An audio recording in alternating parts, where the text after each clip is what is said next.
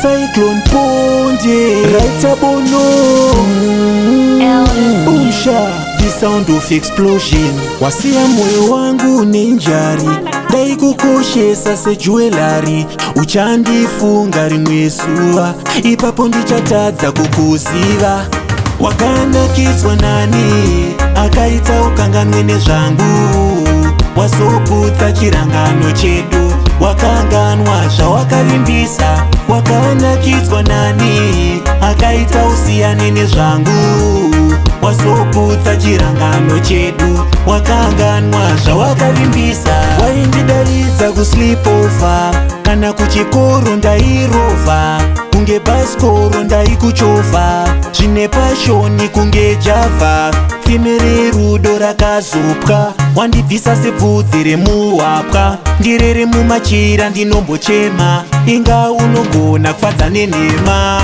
Wakanakiswa nani akaita ukanganwe nezvangu wazoputsa chirangano chedu wakanganwa zvawakavimbisa.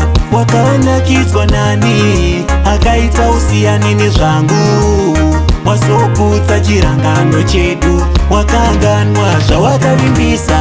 Ndaizama kuda kukufadza ndaitopera ndini kunge sadza.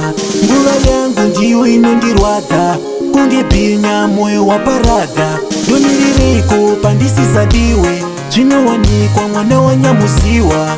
Aikudawo kusema kunge dziwa seambulenzi ndochema ndichienda.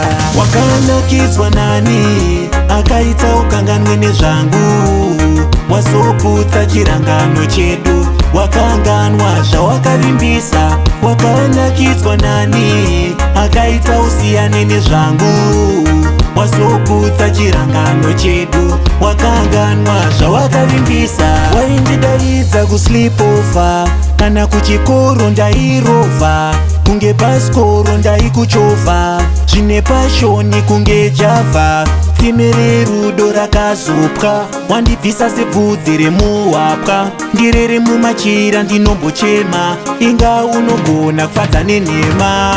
Wakanakiswa nani akaita ukanganwe nezvangu wazoputsa chirangano chedu wakanganwa zvawakavimbisa. Wakanakiswa nani akaita usiyane nezvangu wazoputsa chirangano chedu wakanganwa zvawakavimbisa. Wakanakiswa nani akaita ukanganwe nezvangu wazoputsa chirangano chedu wakanganwa zvawakavimbisa. Wakanakiswa nani akaita usiyane nezvangu